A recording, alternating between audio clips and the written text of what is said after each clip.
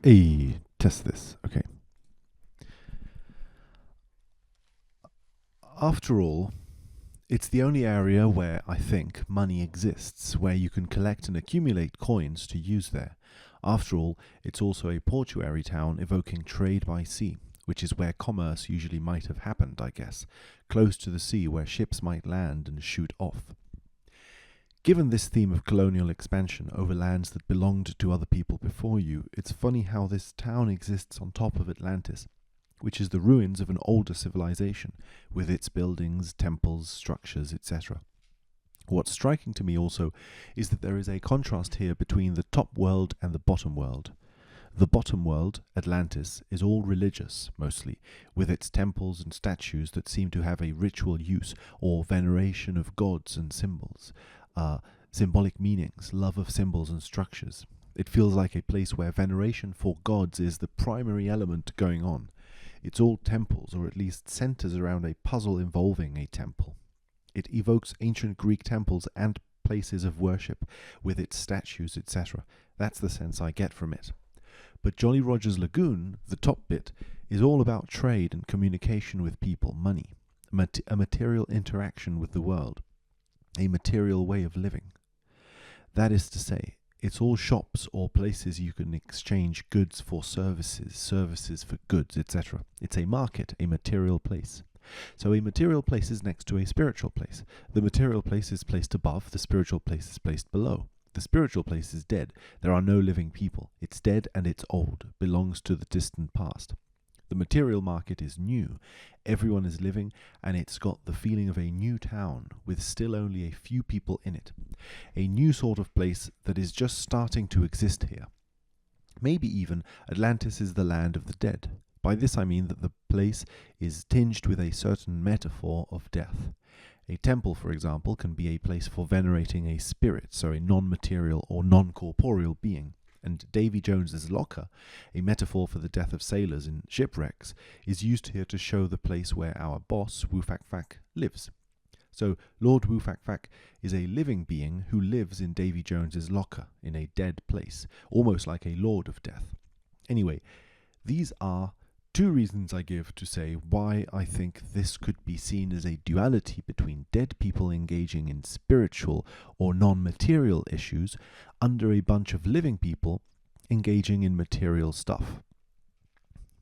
If our main metaphor here is about exploitation of colonizing a land, then how does this fit?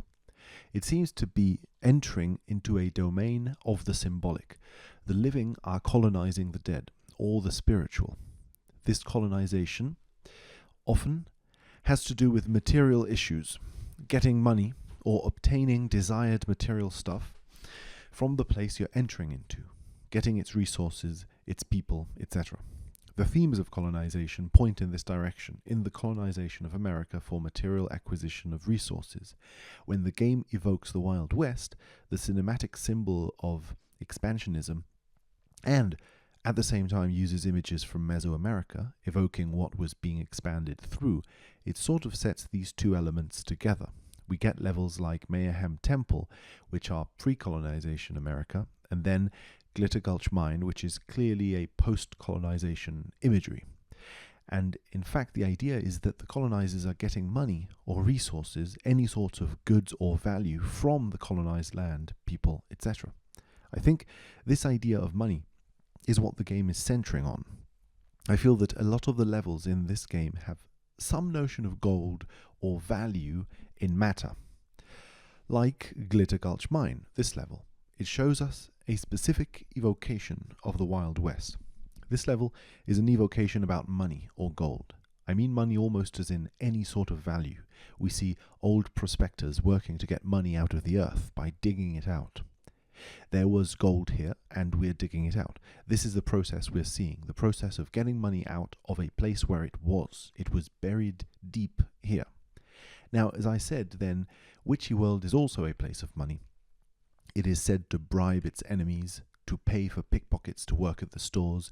It is presented as a sort of scam, a promise that can't be met, a promise of great attractions, but in fact they are all unsafe, a money-grabbing scam. That's sort of how the game is presenting this level. Then, of course, Jolly Roger's Lagoon is all about money in that it is a place where coins are used, a place of exchange, trade, services being offered, etc. It's a market. It's presented as a place for market, for commerce between sailors, pirates, etc. So all these three levels, seem to present a certain idea. There is a world, and money or value derived from material world is a focus. Gold mine focuses on obtaining gold, as do Witchy World as a business, and Jolly Roger as a place for trade, etc. However, what about the first level? We've skipped Mayhem Temple. This level doesn't explicitly feature the idea of obtaining gold or using it in trade, but gold does enter the picture. We have a huge gold treasure kept in a treasure chamber. It's a world with money, a world with a huge gold statue, I guess evoking the legend of El Dorado, since it has huge golden statues, a golden treasure hidden in a treasure chamber, etc. If it is referencing the El Dorado legend, then it is talking about a legend spoken of by those searching for the treasure, so the colonizers. This is a treasure to be found in the story, a delicious object of desire, waiting to be discovered. It's not just a treasure hidden away, it's a gold heaven of sorts, an object to be obtained. We could say, perhaps, that both the first world and the second are evoking the same thing. Gold hidden away and ready for people, colonizers, to discover. First, it's gold hidden in a temple by human beings. Then, it's simply gold that exists in a mountain, hidden but not by people, just hidden in the mountain waiting to be dug up. If this is true, then both of them are referring to the same sort of idea, the idea of a golden paradise for colonizers to discover and hunt. However, there is a difference between them. In the first one, Mayhem Temple, the gold is stored. It's hidden away. It hasn't been found. It's still just a hidden treasure, hidden away. In Glitter Gulch Mine, we're talking of a gold treasure that has been found and presumably dug up. Then that describes a sequence of ideas. The idea of gold being hidden in a secret stash, and then gold being discovered in a mine and mined for that. Gold being kept safe, protected from any people who may take it, and then gold being taken. In fact, already been taken. Already having been taken, and the miners having gone already. The process of protecting gold, preventing its movement in Mayhem Temple, and then the obtaining of gold, obtaining its movement from one stash to another, one's own. Witchy World, the next level, is also about gold, but not gold that is found, but gold that has already been put to use. It is in motion, being moved around, used. The mine represented the act of gathering money, finding it as a valuable thing. It's valuable, presumably because later it can be put to use as currency. That's why the mine exists, to find money you can later use. Witchy World is already the use of money. Money has been used to create theme park rides, hot dog stands, circus shows, etc. Here money has been spent to create a structure. This structure requires tickets to be paid to go in, to buy food, to access the fun areas, play the games, see the fun things, etc. It's a series of things that require money to be paid for them to all be used, all the rides, shows, games. The transformation for Banjo and Kazooie in this level is a money-collecting van, implying the goal of this area is not providing fun but gathering money. The game says that this place was rickety and sort of a scam, a place designed to pick the pockets of anyone who walked in, providing nothing valuable in exchange, since the rides are so dangerous and the risk of harm is high. So, in any case, this is a place designed to move money around, whereas the mine was a place to get money from the rocks. This is a place to get money from whoever visits it. It's like a mine, but its goal is not to get natural resources of valuable stuff, but human-created resources, human-created sources of valuable stuff, money brought in by people. Money here is not something obtained just to be obtained. It is obtained in order to make more money out of it. Of course, interestingly, this is not so bad a description of the next level, which is a market, a place of trade and exchange. This is a place where trade is happening both ways. Each salesperson also buys stuff from other salespeople. Witchy World was a money grab sort of place. Grunty grabs your money and spits you out. There is no need for you to get something out of it. It's a transaction that lands money into Grunty's lap and gives you nothing in return, or at least a very dangerous ride. Jolly Roger's Lagoon, however, is a place where you can pay for a wave race hire and you get a wave race. You pay for a meal at the tavern and you get a meal. There are people working here, and they also are paying for services. For example, Captain Blubber pays for a night at the tavern to join the quiz night, but he also offers the wave race place. Mary Maggie is preparing the quiz night and selling tickets to Captain Blubber, but also paying for his wave race hire, since she is said to have disappeared while riding one of his wave races. So people buying and people selling are becoming sort of the same group of people. Witchy World was a place where money became a symbol. First, money is valuable in itself. Then it is symbolic of other things. But these things become money again. Money becomes traded for money. We have so far a notion of money as a treasure, untouched, kept away. Then money as something that has been found, a secret that has been discovered. The secret treasure has been seen. Then a place where money is obtained from other people, from their use of certain technologies. Witchy World is a place where Grunty wants to make money. She is presented sort of like a typical cartoonish villain whose goal is simply to obtain money or power. It's not really said what she would use this money or power for. The goal is making money and gaining power. The lagoon citizens seem to want other things apart from money. For example, Captain Blubber wants to buy a UFO. He wants money to buy a UFO, but this UFO will then not make him more money. It's sort of just a fun thing that he wants to ride. He's probably a captain with a passion for vessels and wants a vessel to be a captain of, regardless of whether it's a sea vessel or an air vessel. He also rejects Banjo and Kazooie's money when they just offer him plain old help. He wants exchange. He doesn't want just money. So here money doesn't have power. It's sort of a coin for trade. It's a symbol for something. It's traded now for stuff. First two levels were money as literal stuff.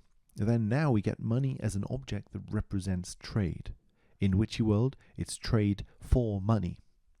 In Jolly Roger, however, I get the sense that the characters here have community. They have relationships, friends, dreams that are beyond pure power. In fact, that's perhaps the point. Their desires don't seem to be to have power over others via the obtaining of money, but simply the obtaining of money to fulfill their wishes of having fun living together. Jolly is proud of his ginger beer, despite it being something he's selling. Characters here enjoy other things. Again, we have levels of treasure, discovery, use or manipulation of gold, and then the use of gold for a value. Then we get Pterodactyland. The Unga Bunga tribe steal a part of Target Zan's treasure and keep it hidden. The next level, Grunty Industries, is about money, in the sense that we're in a factory that produces goods. We see the toxic waste being disposed by the production. So we mainly see the process of producing toxic waste. It's the environment. If the environment is being polluted, I'm going to assume it's making reference to the usual way factories can work. Clean water from the river is used to produce something, use the water as something of value to make something, and then it throws out a waste product that pollutes the environment.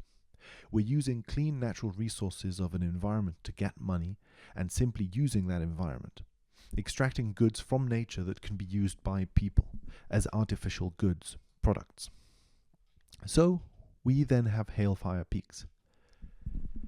The reference to money that I can find in this level is that the level surrounds a competitive sport. the prize is a jiggy, but we are evoking the image of tournaments in general, with semi-finals, finals, etc., and trophies, etc. Money are about competition and also playing, prizes. Mayhem Temple also had this idea of a treasure kept safe. Then the idea of workers extracting money from a natural resource, and then players, theme park games, and fun that generate money by being played, by being enjoyed. Cloud Cuckoo Land, then, is about the pot of gold at the end of the rainbow, or that's the image of money it brings with it. This is an image of an unreal or immaterial form of money. We're in heaven, the clouds. We're in the other side of the rainbow. We're dealing with money at an ideal or dreamlike way. Amongst these levels, the main ways money seems to be presented are as something treasure, hidden, as something extracted from a process of work, as something that generates a process of play, as something where money is no longer the material object it was. Something non-material comes from money, either a value one finds in life, like a night out at a tavern with people, or as a mythological pot of gold, a spiritual gold. I get the sense that these levels repeat these themes several times throughout the game. Mayhem Temple is a hidden treasure. Glittergulch Mine is the extraction of money. Pterodactyland is a hidden treasure, and Grunty Industries is extraction of money from the environment. The river around it polluted by its uses. Witchy World and Jolly Roger are about money being used as play, and money being used as something valuable for something else, non-material, a town life.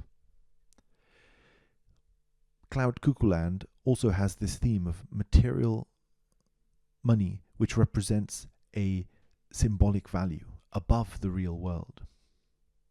Hailfire Peaks has this theme of games and money, play and money.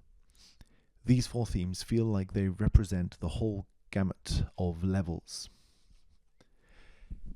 Pterodactyland and Mayhem Temple both rely on the same treasure. They share the same treasure. They both harbour Targetzan's treasure. Grunty Industries and Glittergulch Mine both rely on water for their extraction. A gulch is formed by a river carving out a ravine, which we see in the cave. Grunty Industries relies on the water surrounding it to have a place where the toxic waste can be thrown. Witchy World and Hailfire Peaks both have a division of worlds, one next to the other on the horizontal plane. An ice mountain next to a fire mountain, a space world next to an earth world. Cloud Cuckoo Land and Jolly Roger have a division of worlds, one over the other on a vertical axis. A sky world above a cave world, a living town above a dead town. These four levels go one after the other, in a group of two. Each pair goes together with the other. This series of four themes are also, in my opinion, in other zones of the game series. For example, the Jiggy collecting theme in Banjo-Tooie. Jiggy collecting follows four parts, I see. Jiggies are in the world, hidden away. Then you obtain them somewhere. You go back to Jiggy Wiggy's temple and play a game, a puzzle aligning game. Then the Jiggy activates a crystal Jiggy which blows a huge ray of spiritual energy out into the world. There is a theme of hidden Jiggy, Jiggy found, then Jiggy involved in a game, a process of playing with the rules, and then a spiritual effect out of the Jiggy. So we have a theme of hiddenness, found, game, and non-material. These effects parallel those effects in the game: the hidden treasure, the found treasure, the game, and the material used for non-material. These themes appear in Jiggy Wiggy's temple as a series, as if one sequence leads to the next. The levels too, then, seem to appear as a story when seen under this light. A story about a treasure which is hidden, then found, then a game played, and then a non-material effect comes out. Each level is different, so this story would be thematic more than literal. The hidden treasure is first Mayhem Temple, but then it's Glittergulch Mine, even though they're different places. It's as if the abstract theme of hidden and the theme of finding something that is hidden are expressed by different levels in different time periods, different locations, but using a common thread. The first stage, about being hidden, is completed with the final stage, about non-material effects coming. Coins being valued for their relational, non-material quality, but at the start, they were valued for their concrete existence. The golden relic is valuable in itself. It does represent a god, but one would not dream of letting go of it. In fact, it is a great scandal when this relic disappears. The relic itself is needed. However, with coins, one cannot wait to get rid of them. One is happy to get rid of it when it is exchanged for something else. A room to spend the night at the inn, for example. The bed is a material object, but one wants the action of sleep, not the bed. One wants to ride the waves, the action, not the physical wave racer, kept as an object. It is the action, the non-material life action. The material goes through stages and is then the non-material. This speaks to some sort of a transition, from one pole to another, from matter to non-matter. The two levels in between these two poles are obtaining the treasure and game. One might suggest that these two levels are the way in which the poles mediate with one another. The pole transforms into the other via these two levels, obtaining and game. To play a game with the object is to do something with it. One is actively participating with the object. To obtain it sort of means to absorb it, to let it in, to take it into oneself. It is a passive sort of endeavor. One simply opens one's hands and takes it in. Perhaps then we have a transition from matter to a passive obtaining, to an active participation, and then to a non-material state. Passive obtaining is work. It's a factory and it's a mine. Active doing is games. It's a theme park and it's a tournament. Games and work are often also a set of poles. Work is seen as unpleasant and play as pleasant. They are opposites. Passivity is here work and activity is game. In work, we get a few characters who suffer. Canary Mary has suffered, and she was absolutely crucial to let the work get done. She suffered so that the work could happen. However, she is not obtaining the gold. She is quite the opposite. She gets abandoned in a deathly situation, in a toxic cave, a cave filled with unhealthy gas. In the factory, the workers who provide the gold don't seem to get rewarded very much. In fact, quite the opposite. They seem to be covered in muck, dirty and unhygienic. The process of work has not given them gold, it's given them muck and dirt, just like it did for Canary Mary.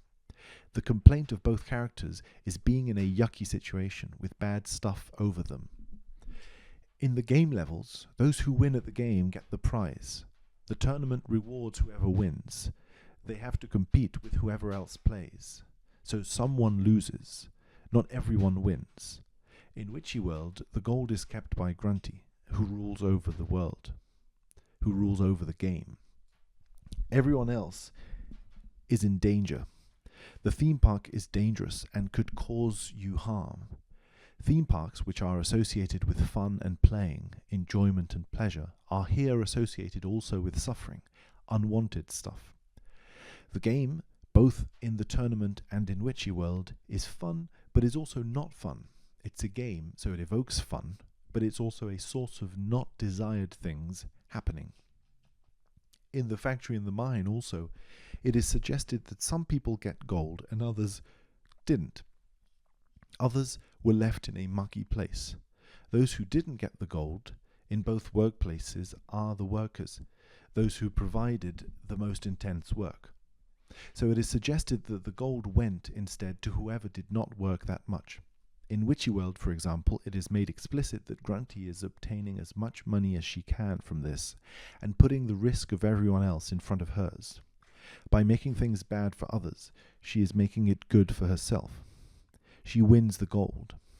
In Grunty Industries, we learn she's the CEO, but is clearly not a worker, so again we can assume she makes the money. So both the work levels and the game levels offer us a picture of situations where there are winners and there are losers. We only see the losers explicitly in the work areas, I'd say. Canary Mary, the factory workers, we come into contact in these levels with people who are not getting the gold. Banjo and Kazooie help the workers, they side with them. In the game areas, we are presented with games at which one could lose, or theme park rides that could cause a great hurt to the player, but no characters are presented as having lost. No characters are presented as having won, except you, the players. You win. You win at Witchy World, and you win at Kickball Tournament. In the work areas, winners and losers are not the player. In the game worlds, the player is actively a winner winning against loser. In work, you are in between those two beings, and in play, you are actively one of these beings who play. In the work world, you passively absorb the state. There is a duality between two people, but you are neither of them. In play, you are one or the other. You are involved. You are one or the other. You are one against the other. One is you, the other is someone else, another. So it is you against someone else, yourself and another. In work, it is someone and someone else, but you stand between them. You are neither one nor the other. You're not identified with this process of one person and another. For the player, game is where you become one or the other. Game is where suddenly things split into self or other.